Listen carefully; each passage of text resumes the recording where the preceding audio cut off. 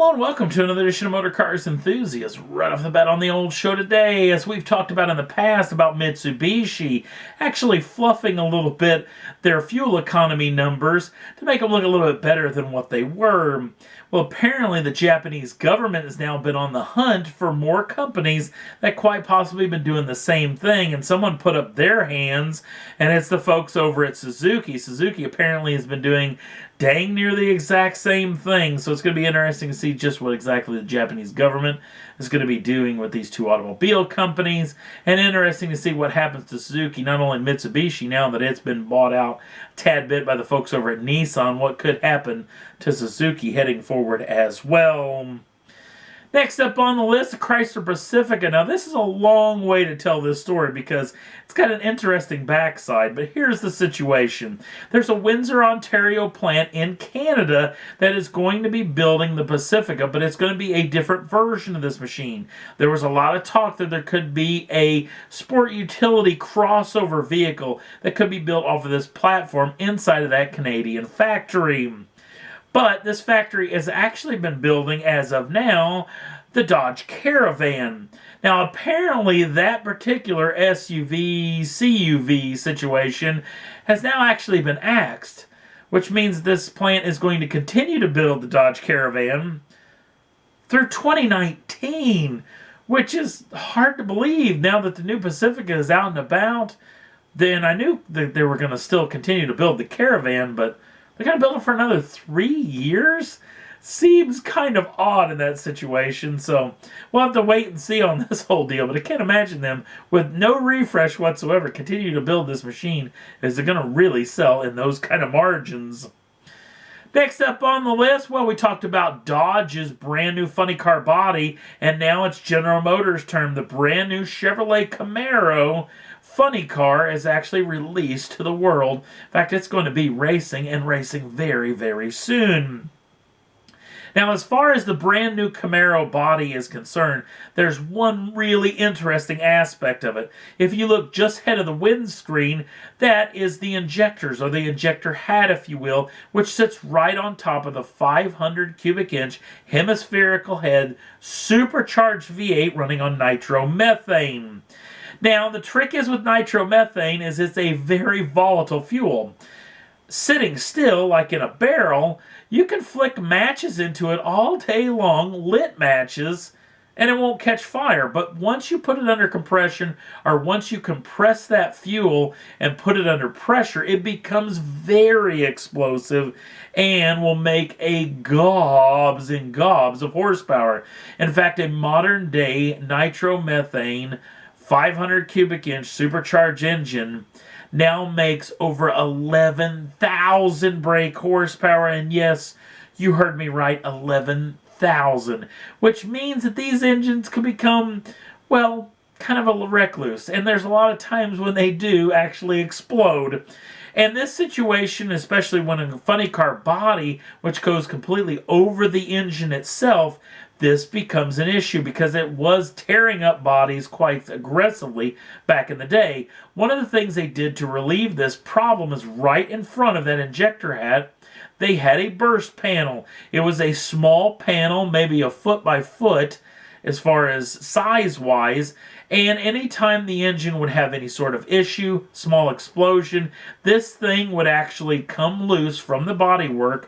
Actually, later was tethered to the body itself after some of them kind of flew off and had the mind of their own. But that would actually relieve some of the pressure and would quit the engine actually tearing up bodies on successive runs. Well, one of the things that General Motors and Force Racing have actually done with this brand new bodywork is actually move that burst panel from just in front of the injector hat to either side of it. Their thinking are, as you put the burst panels right over the top of the engine, it's going to be able to relieve even more pressure, keep it out of the wind structure so they'll actually get them loose from the body a little bit better, relieve this pressure, and make the body more livable, more serviceable, so it doesn't get torn up near as often. Now, as far as this body's debut, it's just only in a couple of days. In fact, in the hands of 16-time NHRA champion, funny car champion, John Force. He will be running the brand new Chevrolet Camaro bodywork in Topeka, Kansas this Friday night, at least as of the taping of this program. Going to debut that brand new body in the first session of qualifying in Topeka, Kansas. They're going to try to do a test and tune deal. If the body works out great, they can run it the rest of the week, and that'll be fantastic.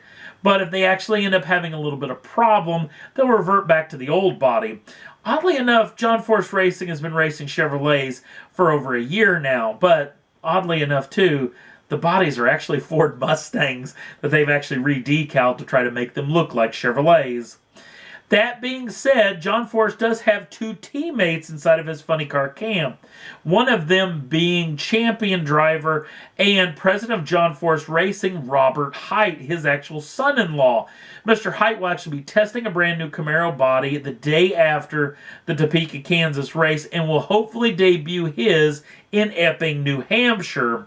Then there's another teammate, John Force's daughter, Courtney Force. Courtney will actually be debuting her brand new Camaro body in Joliet, Illinois at the Chicagoland Speedway. Interestingly enough, or at least maybe not to you, I will be attending that race, God willing, so I'll be able to get to see this brand new Camaro body with my own eyes, hopefully. So it's going to be an interesting situation moving forward to see just how well this new Camaro body is going to do in NHRA competition. Back to Fiat Chrysler Automobiles, an interesting story with Sergio Marchionne trying to hunt for a partner. Went after General Motors, Ford, and even PSA, the French automotive group, which all of them said no. Now apparently they may have a partnership heading forward. At least this is just in the talk stages as of now. And wouldn't you know, it's from the Chinese. Yes, Gangzhou Automotive Group actually may be the partnership group that they've been looking for. Gangzhou's actually their Chinese partner of choice right now. Every person or every manufacturer that is selling automobiles in China has to have a partner, and this is the one that FCA has actually been teamed up with for a while. This may mean good news for a couple of automobiles, the Dodge Dart, the Chrysler 200, which have been on the chopping block and were going away. If they actually give these opportunity to Gangzhou actually to build these automobiles to sell in not only in China, but the rest of the world, it may mean that these vehicles could last a tad bit longer. We'll have to wait and see on those deals. We're going to have to wait and see whether this whole deal goes through or not. It's just in the discussion phases as of now. Last up on the list, well, let's talk a little bit of Top Gear, because finally, halfway through this month, they finally decided to let us know when the first ever edition of this brand new Top Gear will be debuting on the BBC. It will be debuting May 29th of 2016, which is just a touch over a week away as of the taping of this program. If you live here stateside, it will come on the day after, May 29th of 2016. Check your local listings in both markets if you want to check it out. I will have a full review on just what exactly I witnessed in this brand new show. We'll see if it's as terrible as all the media outlets have been claiming it might be. And that's all there was that I thought was worth talking about for this edition of Motor Cars Enthusiasts. Don't forget to like us over on the Facebook page. Links down in the show notes.